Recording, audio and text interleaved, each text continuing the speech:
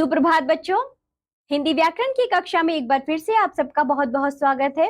आज हम पढ़ेंगे पाठ नंबर 12 जिसका नाम है सर्वनाम यानी कि प्रोनाउन। तो बच्चों आप लोगों को याद है पिछली कक्षा में हमने संज्ञाएं भी पढ़ी थी। एक बार पिछली कक्षा में तो बच्चों हमने कारक चिन्ह पढ़े थे, हमने अपने पाठ में संज्ञा भी पढ़ी है और संज्ञा के भेद भी जाने। तो बच्चों जो संज्ञा होती है ना, संज्ञा के स्थान पर जिन शब्दों का हम प्रयोग करते हैं उनको सर्वनाम कहते हैं। आइए जानते हैं किस प्रकार। सर्वनाम का अर्थ है सबका नाम। इससे तात्पर्य है वे शब्द जो सबके नाम के स्थान पर प्रयुक्त हो सकते हैं। परिभाषा जानिए बच्चों।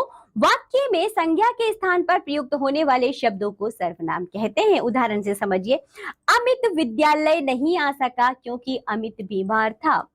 अमित विद्यालय नहीं आ सका क्योंकि वह बीमार था। तो बच्चों यहाँ पर जो अमित आया है दोबारा से, उसके स्थान पर हमने वह का प्रयोग किया, यही सर्वनाम है। दूसरा उदाहरण देखिए बच्चों। रश्मि ने पत्र में लिखा कि रश्मि को पुस्तकें क्रय करने हेतु 200 रुपये चाहिए। तो बच्चों रश्मि यहाँ पर 2 बार आ रहा है। अब देखिए किस प्रकार सर्वनाम का प्रयोग हुआ। रश्मि ने पत्र में लिखा कि उसे पुस्तकें क्रय करने हेतु 100 रुपया चाहिए। मनु ने कहा मनु स्कूल जा रहा है। तो बच्चों ये अच्छा नहीं लगता सुनने में, हम कह सकते हैं मनु ने कहा मैं स्कूल जा रहा हूं। बच्चों संज्ञा शब्दों के स्थान पर जिन शब्दों का प्रयोग किया जाता है जैसे कि मैं, उसे, वह, यह सभी सर्वनाम होते हैं। उपरोक्त खंड ब में यह शब्द का प्रयोग संज्ञा अमित के स्थान पर हुआ है। इसी प्रकार उसे रश्मि के स्थान पर तथा मैं मनु के स्थान पर प्रयुक्त हुए हैं। संज्ञा के स्थान पर प्रयुक्त होने के कारण ये शब्द सर्वनाम कहलाते हैं। यदि वाक्य में सर्वनामों का प्रयोग ना किया जाए तो एक ही शब्द का कई बार प्रयोग होने पर वाक्य की सुंदरता नष्ट हो जाती है। सर्वनाम संज्ञा की पुनरुक्ति के दोष से बचाता है। हिंदी में सर्वनाम निम्नलिखित है जैसे कि मैं, हम, तू, तुम, आप, यह, वह, कोई, कुछ, जो, को, क्या, कौन आदि। जो कौन होगा बच्चों ये। चलिए आगे बढ़ते हैं। सर्वनामों के संबंध में कुछ विशेष ज्ञान बच्चों इन्हें आप याद रखेंगे। बताते हैं कि करके सर्वनाम निकटता और दूरी का बोध कराता है। जैसे यह से निकटता और वह से दूरी। तो बच्चों मैंने कहा यह बोतल है तो हमें इससे समझ में आ रही है सर्वनाम से कि बहुत पास में रखी हुई है। मैंने कहा वह कुर्सी है तो बच्चों मुझे समझ में आएगा वह शब्द से कि ये जो है दूरी की बात कर रहा है। तो यह और वह बच्चों निकटता और दूरी की बात करता है। सर्वनाम आदर और अनादर का बोध कराता है। जैसे कि बच्चों आप से आदर और तू से अनादर पता चलता है। यदि हम कहते हैं कि आप कहाँ गए थे तो बच्चों ये बहुत आदर पूर्वक आप सर्वनाम है। यदि मैं वहीं कहूं तू कहाँ गया था तो बच्चों ये अनादर प्रकट करता है। सर्वनाम निश्चय एवं अनिश्चय का बोध कराता है। जैसे कि यह, ये, इस आदि से निश्चय तथा कोई, कुछ आदि से अनिश्चय का बोध होता है। सर्वनाम प्रधान और आश्रित उपवाक्यों में संबंध भी जोड़ता है। जैसे कि बच्चों जो करेगा सो भरेगा। तो जो और सो हमारे जो सर्वनाम है यह बच्चों एक प्रधान उपवाक्य को आश्रित उपवाक्य से जोड़ते हैं। संज्ञा के समान ही सर्वनाम के भी 2 वचन हैं। जैसे कि बच्चों एक वचन तथा बहुवचन। सर्वनाम दोनों लिंगों पुल्लिंग एवं स्त्रीलिंग में समान रहते हैं। जैसे कि बच्चों कोई लड़की यदि कहेगी मैं स्कूल जा रही हूं और कहीं बच्चों लड़का कहेगा मैं स्कूल जा रहा हूं तो जो मैं सर्वनाम है बच्चों वह परिवर्तित नहीं होगा। इसी तरह देखिए मैं, तुम, वह आदि स्त्री का तथा रूप में प्रयोग होते हैं। सर्वनाम के संबंध कार के रूप विशेषण के अर्थ में प्रयुक्त होते हैं, इसलिए वहां इनका लिंग परिवर्तन विशेष्य के अनुसार हो जाता है। जैसे मेरा भाई, मेरी किताब, मेरे पत्र आदि। सर्वनाम का संबोधन कारक नहीं होता जबकि संज्ञा का संबोधन कारक होता है। जैसे हे राम, अरे भाई कहा जाता है परंतु है, वे, वह, है, हम नहीं कहा जाता। चलिए आगे बढ़ते हैं बच्चों। ये थे सर्वनाम। सर्वनाम की कुछ विशेष बातें आपको बताई, इन्हें आप ध्यान रखेंगे। अब हम पढ़ेंगे सर्वनाम के भेद। यहाँ देखिए सभी सर्वनाम के भेद यानी कि काइंड्स ऑफ प्रोनाउंस। सर्वनाम के प्रमुख भेद निम्नलिखित हैं। जैसे कि पुरुषवाचक सर्वनाम यानी कि पर्सनल प्रोनाउन, निश्चयवाचक सर्वनाम यानी कि डेमोन्स्ट्रेटिव प्रोनाउन, अनिश्चयवाचक सर्वनाम इंडेफिनाइट प्रोनाउन, संबंधवाचक सर्वनाम रिलेटिव प्रोनाउन, प्रश्नवाचक सर्वनाम इंटरोगेटिव प्रोनाउन, निजवाचक सर्वनाम रिफ्लेक्सिव प्रोनाउन। तो चलिए बच्चों, इन सर्वनामों को हम एक एक करके विस्तार से पढ़ते हैं। पुरुषवाचक सर्वनाम यानी कि पर्सनल प्रोनाउन बोलने वाले, लिखने वाले, सुनने वाले, पढ़ने वाले या किसी अन्य व्यक्ति के लिए जिन सर्वनामों का प्रयोग किया जाता है उसको पुरुषवाचक सर्वनाम कहते हैं। और बच्चों, पुरुषवाचक सर्वनाम भी 3 प्रकार के होते हैं। आइए इन्हें एक एक करके पढ़ते हैं। पहला है बच्चों उत्तम पुरुष यानी कि फर्स्ट पर्सन। मैं बोलने वाला अथवा लिखने वाला व्यक्ति अपने लिए जिन सर्वनाम शब्दों का प्रयोग करता है वे उत्तम पुरुष कहलाते हैं, जैसे कि मैं, हम सब, हम लोग आदि। तो आगे देखिए बच्चों, पुरुषवाचक का दूसरा भेद है मध्यम पुरुष यानी कि सेकंड पर्सन। बोलने वाला अथवा लिखने वाला, सुनने वाला अथवा पढ़ने वाले के लिए जिन सर्वनाम शब्दों का प्रयोग करता है उन्हें मध्यम पुरुष कहते हैं, जैसे कि तू, तुम, आप, तुम सब, आप लोग आदि। अन्य पुरुष यानी कि थर्ड पर्सन देखिए, बोलने वाला अथवा लिखने वाला, सुनने या पढ़ने वाले व्यक्तियों के अतिरिक्त अन्य व्यक्तियों के लिए जिन सर्वनाम शब्दों का प्रयोग करता है उन्हें अन्य पुरुष कहते हैं, जैसे कि वह, वे, लोग, वे सब, उसे, उन्हें आदि। ये था बच्चों सर्वनाम का पहला भेद पुरुषवाचक, जिसके तीनों भेद हमने पढ़े। आइए आगे बढ़ते हैं। अब हम पढ़ेंगे सर्वनाम का दूसरा भेद निश्चयवाचक सर्वनाम, डेमोन्स्ट्रेटिव प्रोनाउन। जो सर्वनाम किसी निश्चित व्यक्ति, वस्तु, घटना या कार्य के लिए प्रयुक्त होते हैं निश्चयवाचक सर्वनाम कहलाते हैं, जैसे यह, वह, ये, वे। उदाहरण से समझिए, गुप्ता जी का घर यहाँ है, वह मेरा है।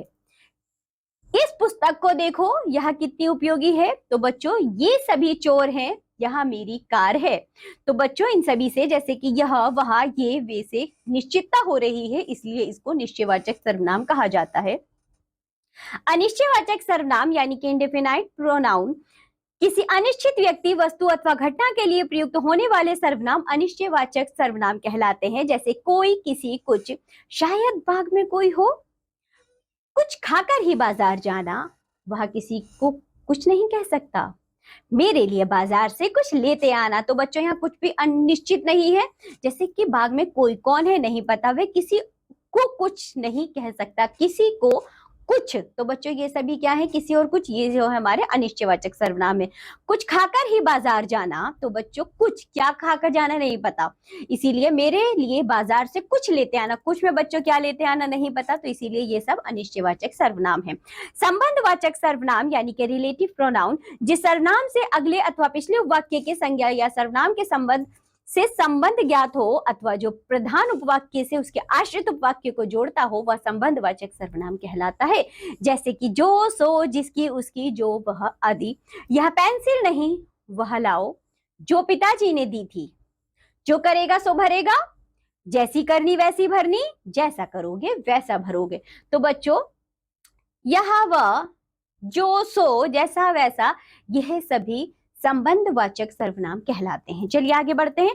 प्रश्नवाचक सर्वनाम यानी कि इंटेरोगेटिव प्रोनाउन, जो सर्वनाम किसी प्राणी या वस्तु के विषय में प्रश्न पूछने के लिए प्रयुक्त होता है वह प्रश्नवाचक सर्वनाम कहलाता है, जैसे कौन, क्या, किन्हें, किस, कौन सा आदि।